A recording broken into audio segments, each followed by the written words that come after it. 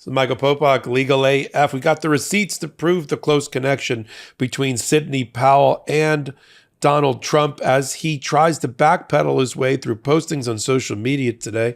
We'll show him here where he basically claims that Sidney Powell, he never really knew who she was. She really represented Mike Flynn, the disgraced and pardoned former military man who worked with Donald Trump to try to overthrow the election on more than one occasion.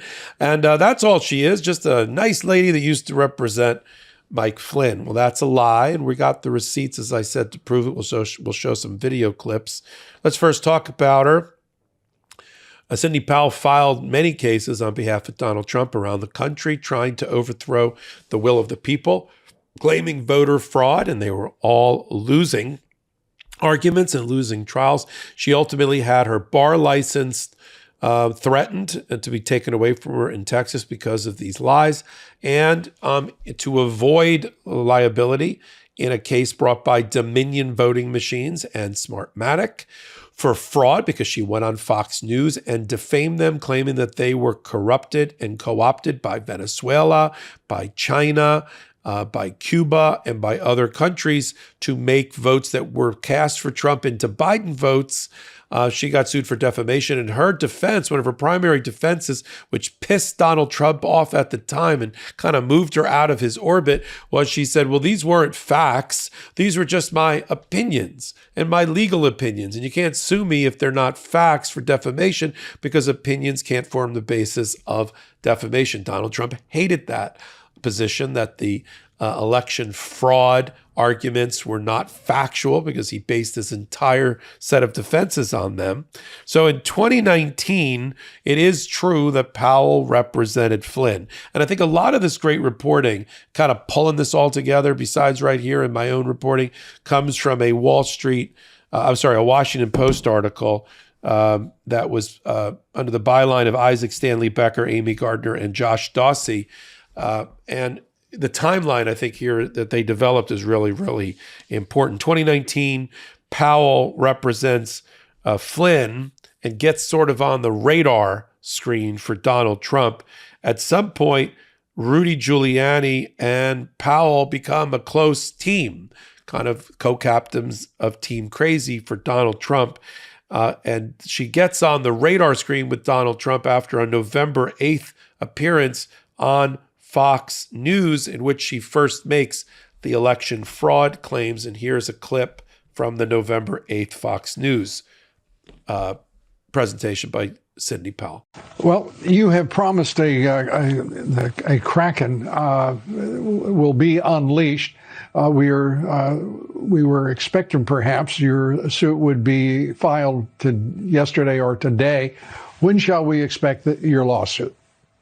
Well, I think no later than tomorrow. It's just going to be, it's a massive document, and it's going to have a lot of exhibits. And who will be the defendant or defendants? The defendants are going to be folks in Georgia who are responsible for supposedly making sure the elections in Georgia are done properly. And there are just countless incidents of voter fraud and election fraud writ large in Georgia. In Georgia, are you planning any other suits beyond Georgia? Yes, we are. We'll be rolling them out as fast as we possibly can because it affected the entire country, actually. We even have an affidavit now from a distant state that's done by one of the election officials in the state telling us all the things that person witnessed as being wrong there. So it was nationwide.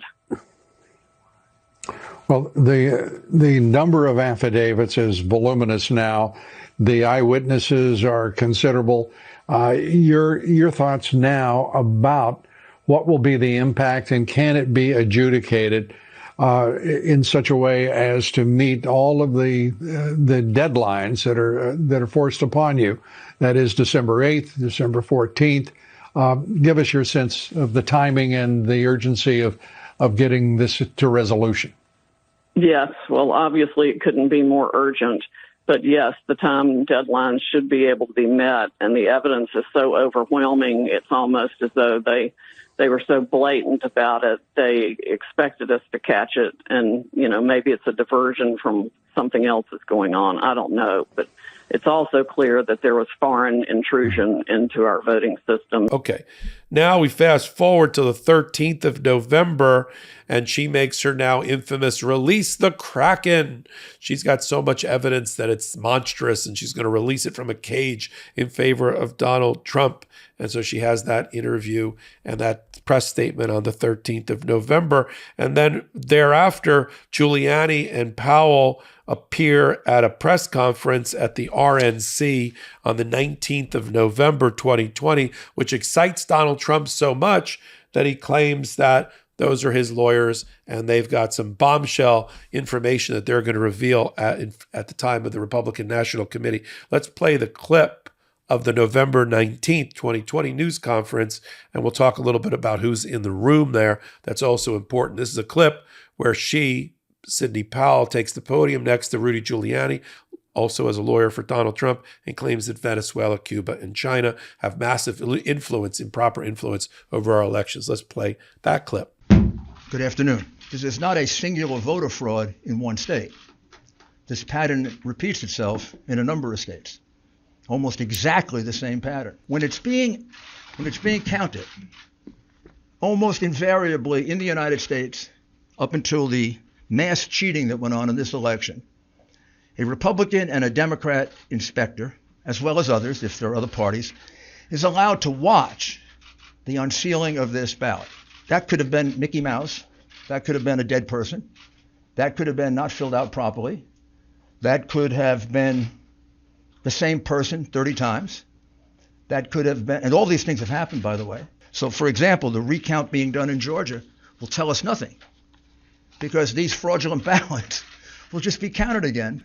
Did you all watch My Cousin Vinny? You know the movie? It's one of my favorite law movies, because he comes from Brooklyn. And when the nice lady who said she saw, and then he says to her, how many fingers do I got up? And she says, 3. Well, she was too far away to see it was only 2. These people were further away than My Cousin Vinny. I can't give you all these affidavits, because if I do, these people will be harassed. They'll be threatened. They may lose their job. We have 100 more of these. I can't show them to you, because those people don't want to be harassed. They don't want to have their lives torn apart by the goons on the other side. I think the logical conclusion is this is a common plan, a common scheme. It comes right directly from the Democrat Party, and it comes from the candidate. What we are really dealing with here and uncovering more by the day is the massive influence of communist money through Venezuela, Cuba, and likely China in the interference with our elections here in the United States.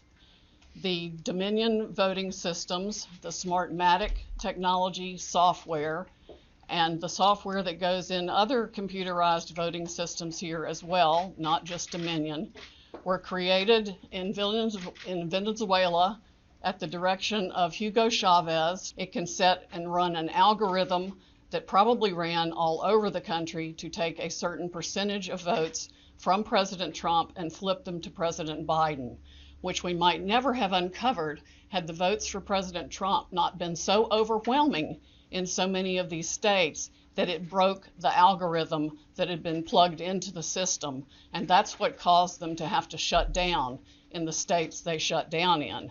That's when they came in the back door with all the mail-in ballots. This is an opening statement.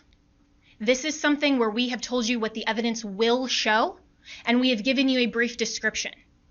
That happens in a courtroom all the time, where that's not the fact-finding process. That is just an overview. I know this is a lot of information that we've given you, probably because we're frustrated with what we keep reading and hearing in the censored press, which is that we have no evidence, we have no specifics, we have no backup for what we're saying, and you largely ignore the affidavits that are filed.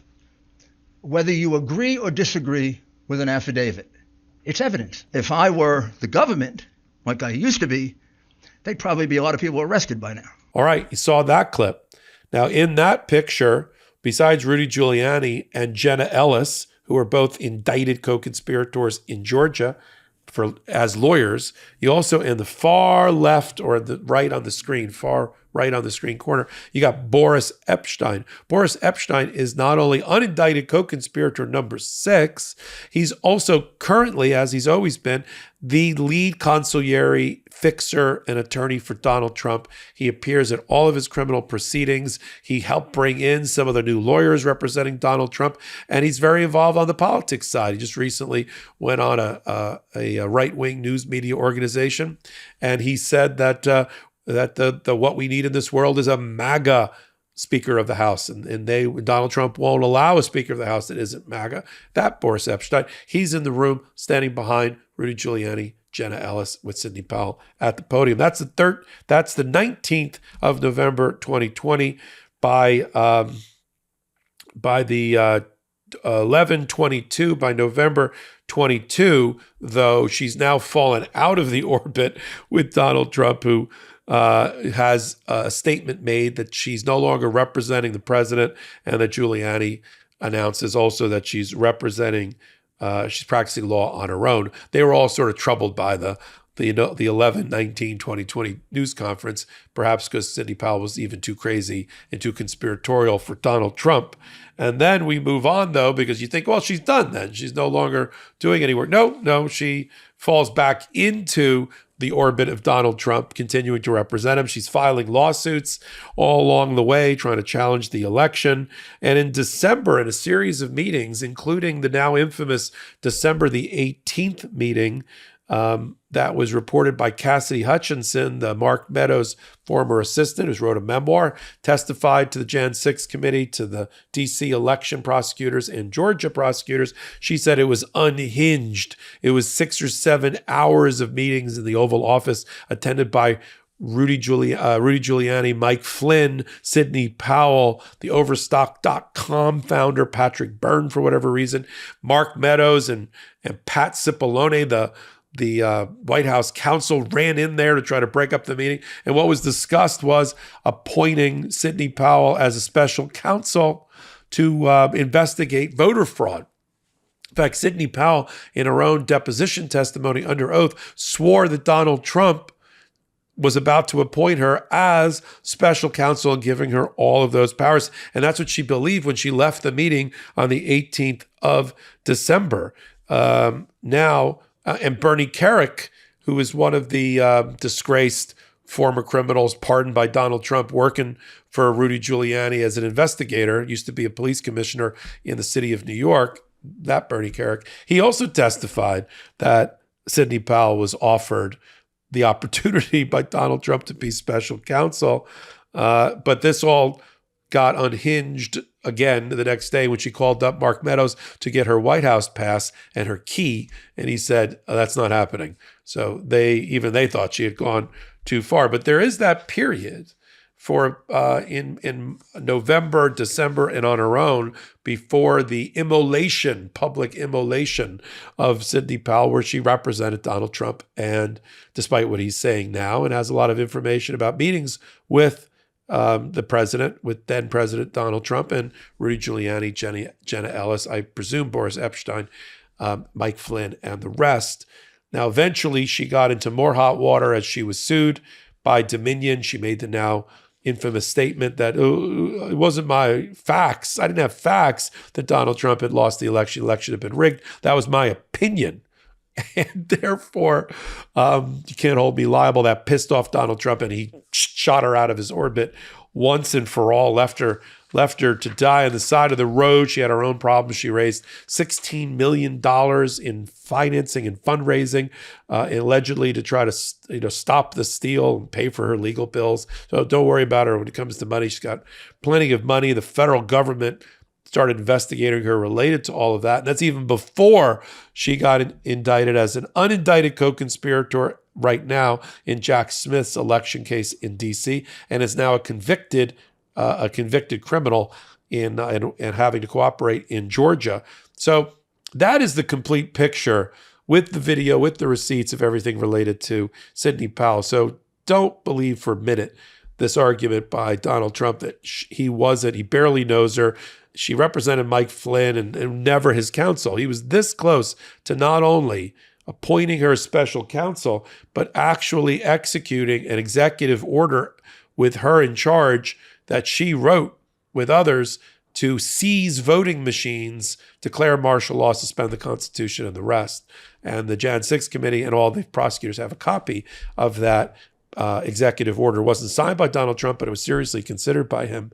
And I think the only thing that stopped her from getting the special counsel position was not Donald Trump, but was Mark Meadows and Pat Cipollone in the White House, stopping her from ever coming back to the White House. But that's the complete picture of Sidney Powell, who's now going to testify against Donald Trump in all things related to him in criminal prosecutions. We bring you this kind of information, analyze it for you, catch it, analyze it, explain it to you right here on the MeidasTouch Network. I do it in one place, exclusively here on this YouTube channel, and hot takes just like this one. You like this hot take? Give me a thumbs up and leave a comment. It helps with the ratings. Subscribe free subscribe to the MeidasTouch YouTube channel. Help them get even bigger than they currently are so that your voice is heard. It's all grassroots, no outside investors. If you like hot takes, you'll love our podcast. It's called Legal AF. It's at the intersection of law, politics, and justice.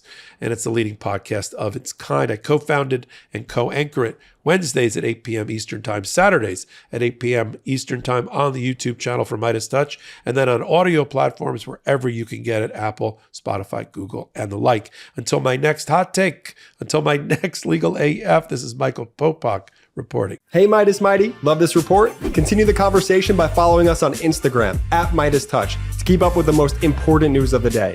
What are you waiting for? Follow us now.